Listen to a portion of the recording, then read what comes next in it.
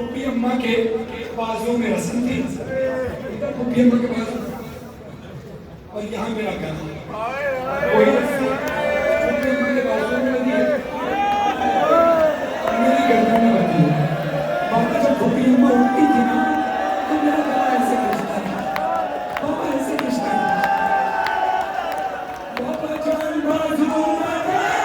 بابا جان بازو بندھے، سب کی بنا میرا گلا، جب سر کھینچتی تھی تب گھٹنا نام میرا، جب سر کھینچتی تھی جب سر کھینچتی تھی تب گھٹتا تھا ہر گام، جب سر کھینچتی تھی تب گھٹتا تھا ہر گام میرا۔ میرے طرف دیکھنا، بی بی کہتی ہے مولا حسین نے کہا سکینہ تیری گردن ایسے کھینچتی تھی، اتنے میل کا سفر کیسے کیا، اتنا لمبا سفر کیسے کیا؟ میری طرف دیکھنا، بیوی کہتی ہے میری گردن میں رسی بندھی تھی، بابا میرا گلا کھینچ رہا تھا، بابا جان میں نے کیا، بابا جان میں نے کیا پنجوں پہ چل کر وہ سفر،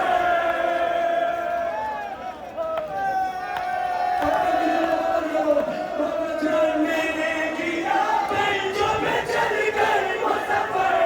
درد ہوتا تھا تو چلاتی تھی بابا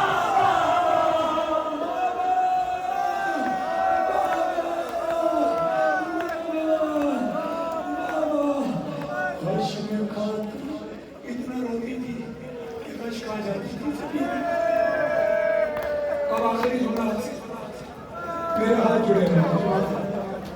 انشاءاللہ زندگی بخیر 7 یا 8 سفر جو بھی ہفتہ ہوگا اس میں میں تنوڑ امام بارگاہ میں رہوں گا نہیں کروں گا،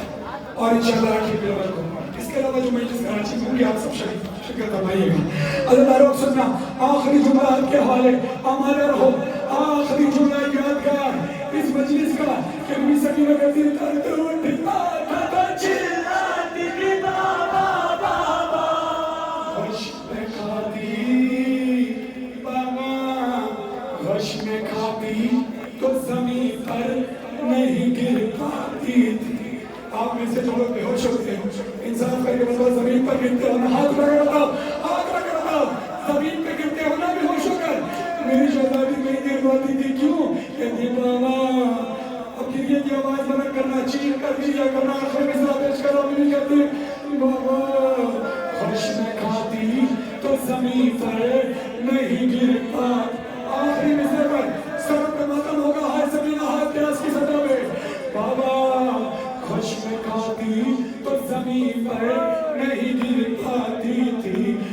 غش میں کھاتی تو زمین پر نہیں گر پاتی تھی، رسی اس طرح